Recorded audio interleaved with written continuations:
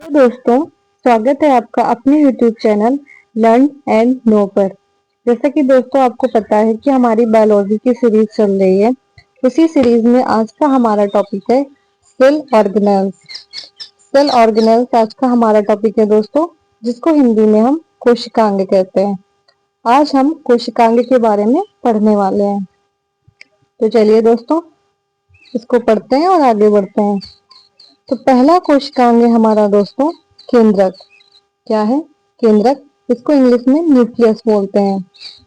दोस्तों, तो सबसे पहले हम देखेंगे कि केंद्रक का कार्य क्या है। केंद्रक दोस्तों, इसको कोशिका का दिमाग कहते हैं। क्या बोलते हैं? कोशिका का दिमाग है। जैसे कि हमारे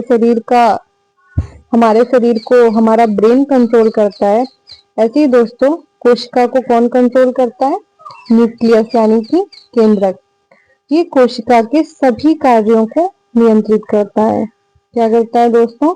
ये कोशिका के सभी कार्यों को नियंत्रित करता है। और इसका कार्य क्या है? ये कोशिका विभाजन, वृद्धि, प्रोटीन निर्माण आदि प्रक्रियाओं में मदद करता है। क्या करता है? कोशिका के विभाजन, वृद्धि, प्रोटीन निर्माण आदि प्रक्रियाओं में मदद करता है। आगे देखते हैं दोस्तों, जो केंद्रक है हमारा, केंद्रक में डीएनए पाया जाता है। केंद्रक में डीएनए पाया जाता है। अब आप बताइए डीएनए का फुल फॉर्म क्या होता है? डीएनए का फुल फॉर्म होता है डीऑक्सीराइबोन्यूक्लिक एसिड। क्या होता है दोस्तों? Deoxyribonucleic acid. केंद्रक में हमारे क्या पाया जाता है? डीएनए। अभी तो डीएनए के बारे में इतना ही बताया दोस्तों, आगे डीएनए का एक अलग से टॉपिक होगा जिस पर हम डिस्कस करेंगे। चलिए अब आगे बढ़ते हैं। इसी को हम क्या बोलते हैं? अर्ध स्वायत्त कोशिकांग कहते हैं। क्या कहते हैं दोस्तों? अर्ध स्वायत्त कोशिकांग कहते हैं। ये यूकैरियोटिक प्रकार के अंदर पाया जाता है। किसके अंदर पाया जाता है? यूकैरियोटिक के अंदर पाया जाता है। आगे और हम केंद्रक के बारे में जानेंगे। केंद्रक की खोज किसने की थी? केंद्रक की खोज करता है रॉबर्ट ब्राउन। यहाँ से क्वेश्चन बनता है दोस्तों कि केंद्रक के खोजकर्ता का नाम बताइए, तो आपका उत्तर क्या होगा? Robert brown. केंद्रक का अध्ययन क्या कहलाता है? क्रियोलॉजी। केंद्रक के अध्ययन को हम क्रियोलॉजी कहते हैं। अब दोस्तों आपको यहाँ पर दो फिगर दिखाई दे रहे होंगे छोटे छोटे से, एक एनिमल सेल का, दूसरा प्लांट सेल का। तो इसमें डिफरेंस क्या है दोस्तों? जो एनिमल सेल है इसमें जो केंद्रक है आप ये देख सकते हैं बीच में, केंद्र में, और जो प्लांट सेल है इसमें किनारे हैं न्यूक्लियस हमारा। कहाँ पर है? किनारे। आप इस फिगर में देख सकते हैं दोनों फिगर का डिफरेंस, कि इसमें जो न्यूक्लियस है हमारा वो केंद्र में है और इसमें न्यूक्लियस हमारा किनारे है। और ये जो छोटा सा आपको दिखाई दे रहा है ये क्या है? रसस्थानी। क्या है दोस्तों? रसस्थानी। अब हम ये देखते हैं कि केंद्रक के अंदर क्या पाया जाता है और क्या नहीं। तो सबसे ज्यादा इसमें उपस्थित जो होता है वो है स्लाइम मोल्ड। क्या होता है दोस्तों? सबसे ज्यादा जो मात्रा में होता है वो क्या होता है? Slime mould. इसको कवक कहते हैं। जो अनुपस्थित होता है, जो नहीं पाया जाता, आरबीसी और प्लेटलेट्स। केंद्रक के अंदर दोस्तों आरबीसी और प्लेटलेट्स का अभाव होता है और सबसे ज्यादा जो पाया जाता है वो क्या है? स्लाइम मोल्ड यानी कि कवक। आगे बढ़ते हैं दोस्तों। अब हम देखते हैं द स्ट्रक्चर ऑफ न्यूक्लियस यानी कि केंद्रक की संरचना।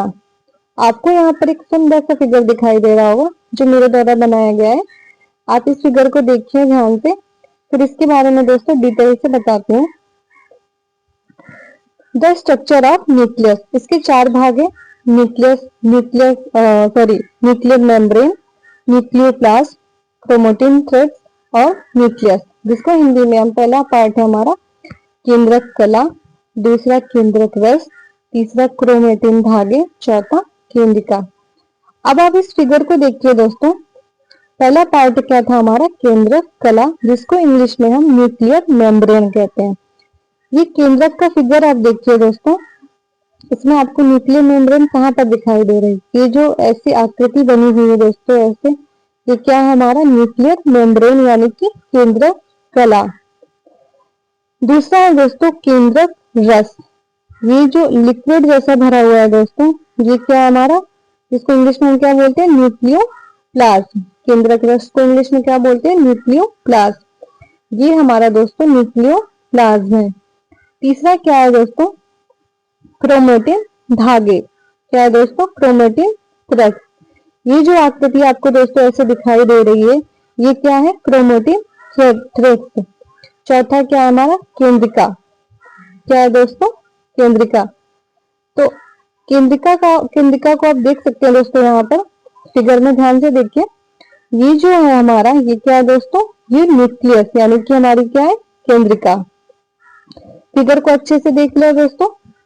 तो जो केंद्रिका है हमारी, इसका कार्य क्या होता है दोस्तों? यहीं से हमारा राइबोसोम, आरएनए और प्रोटीन बनता है। क्या बनता है? राइबोसोम, आरएनए और प्रोटीन। आगे देखते हैं दोस्तों दूसरा कोशिकांग। दूसरा कोशिकांग कौन सा है? सेल वॉल, जिसको हिंदी में हम कोशिका भित्ति कहते हैं। क्या बोलते हैं? कोशिका भित्ति। यहाँ पर आपको दो फिगर दिखाई दे रहे होंगे दोस्तों, एक पादप कोशिका का और दूसरा जंतु कोशिका का।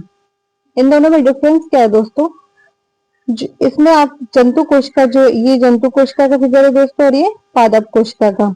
इसमें जो आकृति आपको दिखाई दे रही है दोस्तों, ये क्या है? ये सेल वॉल है दोस्तों। क्या है? कोशिका भित्ति। इसी को दोस्तों हम कोशिका भित्ति कहते हैं, जो जंतुओं में दोस्तों नहीं पाई जाती है।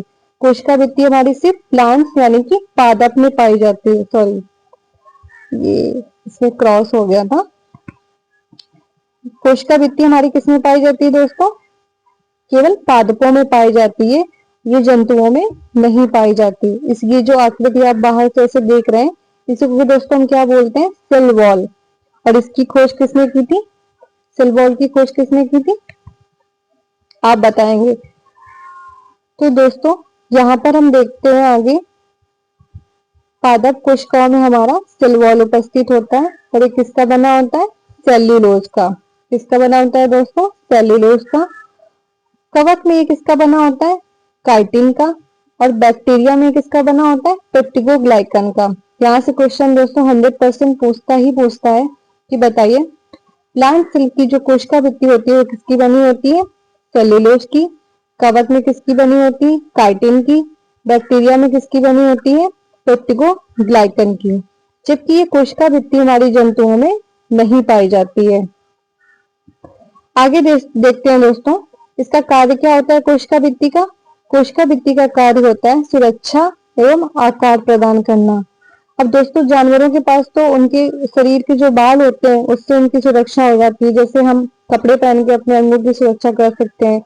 ऐसे ही दोस्तों पादपों में क्या पाई जाती है? कोशिका भित्ति, जो क्या करती है? सुरक्षा एवं आकार प्रदान करती है। आगे देखते हैं दोस्तों अगला कोशिकांग क्या है हमारा? कोशिका कला। इसके 2-3 नाम है दोस्तों जो आपको याद रखने हैं, कंफ्यूज नहीं होना बिल्कुल भी। कोशिका कला को हम प्लाज्मा झिल्ली कहते हैं, या तो इसको हम प्लाज्मेला भी कह देते हैं, प्लाज्मा लेमा कहते हैं। क्या कहते हैं? Plasma lemma. इसी को हम प्लाज्मा झिल्ली कहते हैं और इसी को हम कोशिका कला भी कहते हैं। इंग्लिश में इसको हम क्या बोलते हैं? सेल मेम्ब्रेन या प्लाज्मा मेम्ब्रेन। यही दो आपको याद रखने हैं दोस्तों। ये फिगर आपको दिखाई दे रहा होगा, ऐसे फिगर आप देख सकते हैं दोस्तों। ये क्या है जो मोटी सी परत दिखाई दे रही है? ये है प्लाज्मा मेम्ब्रेन यानी कि प्लाज्मा झिल्ली। दोस्तों प्लाज्मा झिल्ली होती क्या है? इसी झिल्ली के अंदर सारे हमारे जो कोशिकांग है वो इकट्ठा रहते हैं। जो प्लाज्मा झिल्ली होती है दोस्तों, इसी झिल्ली के अंदर सारे जो कोशिकांग होते हैं वो एकत्रित रहते हैं। इसकी मोटाई जो होती है वो 5 से 10 नैनोमीटर होती है। कितनी होती है? 5 से 10 नैनोमीटर। इसी को हम क्या बोलते हैं? चयनित अर्धपारगम्य झिल्ली। क्या बोलते हैं दोस्तों? चयनित अर्धपारगम्य झिल्ली। आगे देखते हैं दोस्तों, इसके घटक यानी कि जो हमारी प्लाज्मा झिल्ली है ये किससे बनी होती है? जो प्लाज्मा झिल्ली है हमारी दोस्तों, ये फास्फोलिपिड से बनी होती है। किससे बनी होती है? फास्फोलिपिड, प्रोटीन और कार्बोहाइड्रेट। जबकि सबसे मोस्ट इंपॉर्टेंट क्वेश्चन यहाँ से बनता है कि वो आपसे पूछेंगे कि बताइए जो प्लाज्मा झिल्ली होती है वो किससे बनी होती है? 4 ऑप्शन में 3 अलग होंगे दोस्तों, चौथा एक फास्फोलिपिड का होगा। जो कि आपको याद रखना है, मोस्ट इंपॉर्टेंट है कि प्लाज्मा झिल्ली हमारी फास्फोलिपिड प्रोटीन और कार्बोहाइड्रेट से मिलकर के बनी होती है। ठीक है ना दोस्तों, आगे बढ़ते हैं। इसकी आकृति देखते हैं कैसी होती है। इस सैंडविच की तरह ही होता है। सैंडविच तो आप सभी ने खाया होगा। इस सैंडविच की तरह होता है और इसको हम द्विपर्ती संरचना के नाम से जानते हैं। तीसरा है फ्लूट मोजाइक मॉडल के नाम से भी इसे जाना जाता है। दोस्तों क्वेश्चन यहाँ से बनता है कि बताइए किसको फ्लूट मोजाइक मॉडल के नाम से जाना जाता है। तो हमारा उत्तर क्या होगा, प्लाज्मा झिल्ली। तो इसमें थोड़ा सा डिटेल में बताया है कि ये प्लाज्मा झिल्ली की संरचना को प्रस्तुत करता है और ये मॉडल किसने दिया था, सिंगर तथा निकोलसन ने। किसने दिया था दोस्तों, सिंगर तथा निकोलसन ने। और इसकी मोटाई तो मैंने आपको पहले ही बता दी, 5 से 10 नैनोमीटर। एक बार इसको फिर से दोस्तों मैं रिपीट करूंगी कि फ्लूइड मोजाइक मॉडल के नाम से हम प्लाज्मा झिल्ली को जानते हैं और ये मॉडल दिया था सिंगर तथा निकोलसन ने और इसकी मोटाई है 5 से 10 नैनोमीटर। अगला कोशिकांग हमारा बहुत ही महत्वपूर्ण कोशिकांग है दोस्तों, जहां से क्वेश्चन तो आना ही आना है, बिल्कुल फिक्स है।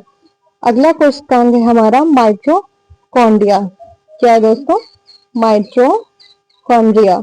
आप सबने इसके बारे में पढ़ा होगा, सबने सुना होगा, ऐसा तो कोई होगा ही नहीं साइंस का स्टूडेंट जिसने इसके बारे में पढ़ा नहीं हो।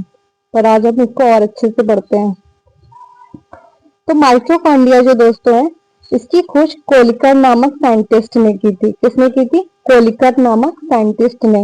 ये बहुत ही इंपॉर्टेंट है दोस्तों, इसको याद रखना है। सारे फैक्ट जितने भी होते हैं दोस्तों, ये सब आप लोग लिख लीजिए, बहुत ही इंपॉर्टेंट होते हैं।